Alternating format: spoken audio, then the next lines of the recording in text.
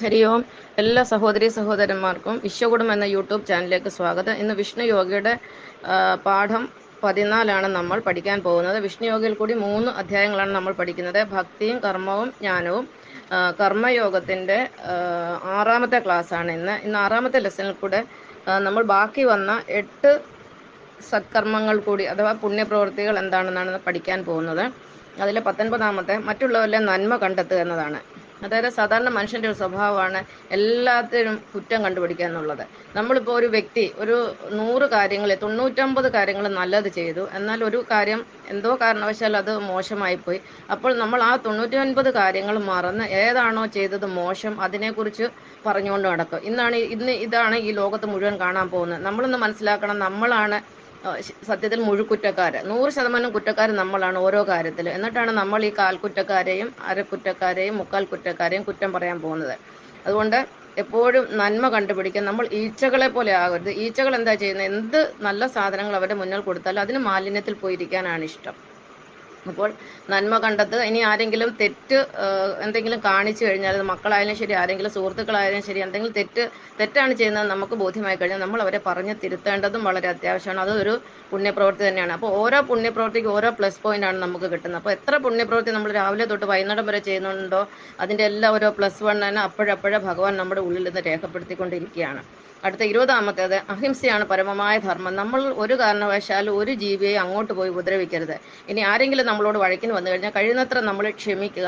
അതിനുശേഷം ഒരു നിവൃത്തിയില്ലെന്ന് വന്നു കഴിഞ്ഞാൽ പിന്നെ പ്രതികരിക്കേണ്ടി വരും. അതുപോലെ ഒരു കൊതുകിനെ പോലും നമ്മൾ അനാവശ്യമായിട്ട് കൊല്ലാൻ പാടില്ല. നമ്മളെ വന്ന് കടിക്കുകയോ നമുക്കത് ഉപദ്രവം ചെയ്യുകയാണെങ്കിൽ നമ്മളതിനെ കൊല്ലുന്നതിൽ കുഴപ്പമില്ല. അത് ഉറുമ്പായാലും നമ്മളെ കടിച്ചു കഴിഞ്ഞാൽ നമ്മളതിനെ കൊന്നാൽ അതിന് പാപമില്ല.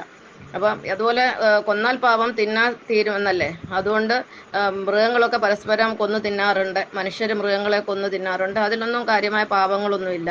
എന്നാൽ ദൈവത്തിൻ്റെ പേരിൽ മൃഗബലി, പക്ഷിബലി, നരബലി ഇതൊക്കെ ചെയ്യുന്നത് പാപങ്ങൾ തന്നെയാണ്. അതിനെ ഒരിക്കലും പുണ്യപ്രവൃത്തിയായിട്ട് കണക്കാക്കാൻ കഴിയില്ല. അടുത്ത 21ാമത്തെ എപ്പോഴും സത്യം പറയാനും പ്രവർത്തിക്കാനും നമ്മൾ ശ്രമിക്കണം. കാരണം ആർക്കും ഹരിചന്ദ്രനാവാൻ പറ്റില്ല. 100% സത്യസന്ധരായിട്ട് ജീവിക്കാൻ ഈ ലോകത്ത് പറ്റുകയില്ലെങ്കിലും നമ്മൾ കഴിയുന്നത്ര സത്യസന്ധരായിട്ട് ജീവിക്കാൻ നമ്മൾ പഠിക്കണം. അതുപോലെ ചില സന്ദർഭങ്ങളിൽ നമുക്ക് കള്ളം പറയേണ്ടി വരും. ഉദാഹരണത്തിന് നമ്മളിപ്പം എവിടെയെങ്കിലും ജോലി ചെയ്യുന്നുണ്ട്, ഓഫീസിലോ സ്കൂളിലോ. അപ്പോൾ രാവിലെ എന്തെങ്കിലും കാരണവശാൽ നമ്മളങ്ങ് എഴുന്നേക്കാൻ ലേറ്റായിപ്പോയി. അപ്പം നമ്മൾ എന്ത് ചെയ്യും? അന്ന് ചെന്ന് കഴിഞ്ഞാൽ വഴക്ക് കേൾക്കും, ലേറ്റായിപ്പോയതുകൊണ്ട്. അതുകൊണ്ട് നമ്മൾ ഫോൺ ചെയ്ത് പറയും സുഖമില്ല, കുഞ്ഞിന് സുഖമില്ല, അല്ലെങ്കിൽ നമുക്ക് സുഖമില്ല, അല്ലെങ്കിൽ ഹസ്ബൻഡിന് സുഖമില്ല, വൈഫിന് സുഖമില്ല എന്നൊക്കെ എന്തെങ്കിലും ഒരു ചെറിയ കള്ളത്തരം പറഞ്ഞിട്ട് നമ്മൾ ആ ഇൻഫർമേഷൻ അവിടെ കൊടുക്കാറുണ്ട്. അതുപോലെ തന്നെ കുട്ടികൾ ഒന്നോ രണ്ടോ ദിവസം സ്കൂളിൽ പോകാതെ നമുക്ക് ഒരു പ്രത്യേക സാഹചര്യത്തിൽ പോകാൻ പറ്റിയില്ല, കാരണം വീട്ടിൽ വിരുന്നുകാർ വന്നു, നമ്മൾ ആ കുട്ടികളെയും കൂട്ടിക്കൊണ്ട് പുറത്തൊന്ന് കറങ്ങാൻ പോയി, അങ്ങനെ 2 ദിവസം സ്കൂളിൽ മിസ്സായി. അപ്പോൾ നമ്മൾ ലെറ്റർ എഴുതി കൊടുക്കും.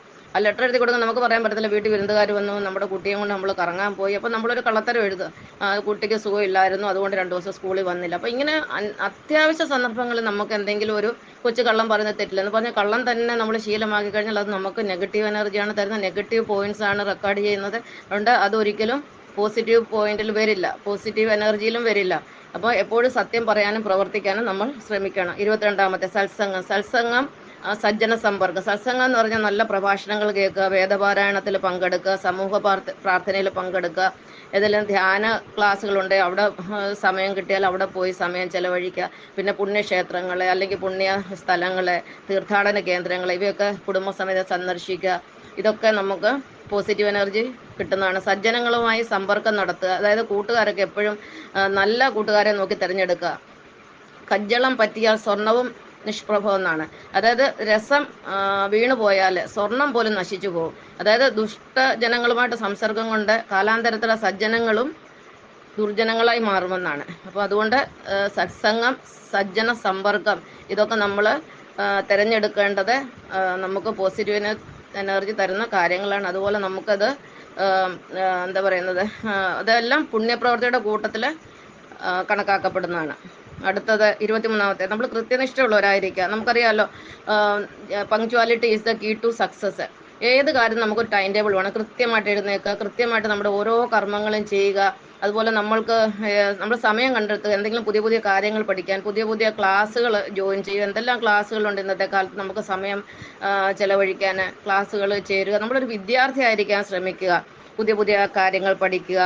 അത് പഠിച്ചാൽ പോരാ, നമ്മൾ പ്രവൃത്തിയിൽ കൊണ്ടുവരിക. അങ്ങനെ ഒരുപാട് നല്ല കാര്യങ്ങൾ നമുക്ക് ചെയ്യാൻ പറ്റും. കൃത്യനിഷ്ഠയുള്ളവരായി മാറുക. ഇതൊരു പുണ്യപ്രവൃത്തിയാണ്. ഇതൊരു പോസിറ്റീവ് എനർജി കിട്ടുന്ന, ഒരു പ്ലസ് പോയിന്റ് കിട്ടുന്ന ഒരു കർമ്മം തന്നെയാണ്. അടുത്തത് 24-ാമത്തെ ശുചിത്വം പാലിക്കുക. ശുചിത്വത്തിൽ പ്രധാനമായിട്ടും 5 ശുദ്ധികളാണ് നമ്മൾ ഉദ്ദേശിക്കുന്നത്. 5 ശുദ്ധികളെ പഞ്ചശുദ്ധികൾ എന്ന് പറയുന്നത്. ഗ്രഹശുദ്ധി, പരിസരശുദ്ധി, ശരീരശുദ്ധി, മനഃശുദ്ധി, കർമ്മശുദ്ധി. ഗൃഹശുദ്ധി എന്ന് പറഞ്ഞാൽ നമ്മൾ രാവിലെ എണീക്കുന്നുണ്ട്, നമ്മുടെ കിടക്കുന്ന ബെഡും ഒക്കെ വൃത്തിയിടാവുമല്ലോ, ഷീറ്റൊക്കെ അങ്ങോട്ടും ഇങ്ങോട്ടും മാറി കിടക്കും, അതൊക്കെ ഒന്ന് അടുക്കി കട്ടിൽ വിരിക്കുക. അതിനുശേഷം നമ്മൾ മക്കളുണ്ടെങ്കിൽ അവരവരെ റൂം വൃത്തിയാക്കുവാണെങ്കിൽ തന്നെ അത് എളുപ്പമാണ്. അതുപോലെ പിന്നെ വീടൊക്കെ ഒന്ന് അടിച്ചു വാരി എല്ലാം അടുക്കി പെറുക്കി വെക്കുക. അതൊക്കെ പെട്ടെന്ന് ചെയ്യാവുന്ന, ഒരു 10-15 മിനിറ്റ് കൊണ്ട് ചെയ്യാവുന്ന കാര്യങ്ങളാണ്. അത് കഴിഞ്ഞാൽ രണ്ടാമത്തെ പരിസരശുദ്ധിയാണ്. അത് വീടിൻ്റെ മുറ്റം, പണ്ട് കാലത്ത് മുറ്റമൊക്കെ ഉണ്ടായിരുന്നു വീടിന്. അപ്പം മുറ്റമൊക്കെ അടിച്ചു വാരുക, അതൊരു ശുദ്ധിയാണ്. അതുപോലെ തന്നെ ഇന്നത്തെ കാലത്ത് ഫ്ലാറ്റ് താമസിക്കുന്നവർക്ക് മുറ്റമില്ല, അപ്പോൾ അവരെന്ത് ചെയ്യണം, അവരുടെ കോറിഡോറൊക്കെ ഒന്ന് അടിച്ച് വാരി വൃത്തിയാക്കി ഇടുക. അത് പരിസരശുദ്ധിയിൽ പെടുന്നു. മൂന്നാമത്തെ ഗൃഹശുദ്ധി കഴിഞ്ഞു, പരിസരശുദ്ധി കഴിഞ്ഞു. ഇനി മൂന്നാമത്തേതെന്ന് പറഞ്ഞാൽ ശരീരശുദ്ധിയാണ്. ശരീരശുദ്ധി എന്ന് പറയുന്നത് രാവിലെ കുളിക്കുന്ന, എത്രയും നേരത്തെ കുളിക്കുക എന്നുള്ള, കുളിക്കുന്നത് തന്നെ ഏറ്റവും വലിയ പോസിറ്റീവ് എനർജി കിട്ടുന്നതാണ്. അതൊരു പുണ്യകർമ്മം തന്നെയാണ്. രാവിലെ നിന്ന് നിത്യം രാവിലെ എണീറ്റ് കുളിച്ച് ജപിച്ച് വേദപാരായണം ചെയ്യുന്ന ആളിന് യാതൊരു അസുഖവും ഉണ്ടാകത്തില്ലെന്നുള്ളത് ഫുൾ ഗ്യാരണ്ടിയാണ്. പ്രഭാത സ്നാനെ സർവ്വസൗഖ്യച്ച എന്നാണ് നമ്മുടെ ഋഷീശ്വരന്മാർ നമുക്ക് പറഞ്ഞു തന്നിട്ടുള്ളത്. അപ്പം ശരീരശുദ്ധി വളരെ ഇമ്പോർട്ടൻ്റ് ആണ്. ഇനി 4-ാമത്തെ ശുദ്ധി മനഃശുദ്ധിയാണ്. മനസ്സിനെ ശുദ്ധിയാക്കി വെക്കുക. അതിനാണ് നമ്മൾ വേദപാരായണം, നല്ല കീർത്തനങ്ങൾ കേൾക്കുക, നമ്മൾ കീർത്തനങ്ങൾ പാടുക, അതുപോലെ നല്ല ഭക്തിപരമായ സീരിയൽ കാണുക, സിനിമ കാണുക. ഇതെല്ലാം നമുക്ക് യൂട്യൂബിൽ ഇഷ്ടം പോലെ അവൈലബിൾ ആണ്. അപ്പോൾ ഇങ്ങനെ നല്ല മനസ്സിന് ശുദ്ധി തരുന്ന, മനസ്സിനെ ക്ലീൻ ചെയ്യുന്ന പല പല ഘടകങ്ങൾ നമ്മുടെ മുന്നിലുണ്ട്. അതൊക്കെ നമ്മൾ ഉപയോഗിച്ച് നമ്മുടെ മനസ്സിന് ശുദ്ധി വരുത്തുക. അടുത്തത് കർമ്മശുദ്ധിയാണ്. നമ്മൾ ചെയ്യുന്ന ഏതൊരു കർമ്മമായിക്കോട്ടെ അത് 100% സത്യസന്ധമായും ആത്മാർത്ഥമായിട്ടും ചെയ്യുക. അങ്ങനെ കർമ്മത്തിൽ കൂടെ ശുദ്ധി കൊണ്ടുവരിക. അടുത്ത 25-ാമത്തേത് നന്നായി വസ്ത്രധാരണം ചെയ്യുക. ഇപ്പം വീട്ടിലൊക്കെ മിക്ക വീടുകളിലും, പ്രത്യേകിച്ച് എനിക്ക് തോന്നുന്നു നാട്ടിൻപുറത്തൊക്കെ ആണെങ്കിൽ സ്ത്രീകളൊന്നും കുളിക്കുന്നതൊക്കെ വൈകുന്നേരം ആയിരിക്കും. അപ്പോൾ രാവിലെ എണീറ്റ് കുളിച്ച് നന്നായിട്ട് വസ്ത്രധാരണം ചെയ്ത് നല്ലപോലെ അണിഞ്ഞൊരുങ്ങി നടക്കാൻ സ്ത്രീകൾ ശ്രദ്ധിക്കുക. സ്ത്രീകളായാലും പുരുഷന്മാരായാലും എൻ്റെ അഭിപ്രായത്തിൽ ദേവീദേവന്മാരെ പോലെ അണിഞ്ഞൊരുങ്ങി നടക്കണമെന്നാണ്. നല്ല എപ്പോഴും വൃത്തിയായിട്ട് നടക്കും. അത് നമുക്കൊരു പ്ലസ് പോയിന്റ്, പോസിറ്റീവ് എനർജി. രാവിലെ അമ്മമാരൊക്കെ കുളിച്ച് എഴുന്നേറ്റ് കുറിയൊക്കെ തൊട്ട് പിന്നെ ഒരു ചായയോ കാപ്പിയോ ഒക്കെ കൊണ്ട് എല്ലാവർക്കും കൊടുക്കുമ്പോൾ അതൊരു ഭയങ്കര സന്തോഷമല്ലേ. അപ്പം ആ രാവിലത്തെ കുളി കഴിഞ്ഞാൽ നന്നായിട്ട് നല്ല വസ്ത്രങ്ങൾ ധരിക്കുക, നന്നായിട്ട് വസ്ത്രധാരണം ചെയ്ത് ദേവീദേവന്മാരെ പോലെ ഇരിക്കാൻ നമ്മൾ ശ്രദ്ധിക്കുക. ഇത് നമുക്ക് ഒരുപാട് പോസിറ്റീവ് എനർജി തരും. ഇതൊരു പ്ലസ് പോയിന്റ് ആണ്. ഇതൊരു പുണ്യകർമ്മമാണ്. അടുത്തത് 26, മനസ്സിൻ്റെ ആഗ്രഹത്തിനൊത്ത് ജീവിക്കുന്ന. പലരും മറന്നു പോകുന്ന ഒരു കാര്യമാണ് മനസ്സിൻ്റെ ആഗ്രഹത്തിനൊത്ത് ജീവിക്കാൻ. കാരണം എല്ലാവരും പൈസയുടെ പുറകെ ഓടി ഓടി ഓടി പൈസ ഉണ്ടാക്കി അവസാനം വരുമ്പോൾ എന്താ ഒന്നുമില്ല. പിന്നെ അപ്പോഴത്തേനും നമ്മൾ ഒരുപാട് നമ്മുടെ അവസരങ്ങൾ നഷ്ടപ്പെടുത്തി. പിന്നെ അവസാനം ആകുമ്പോഴത്തേനും നമുക്ക് അസുഖങ്ങളായി.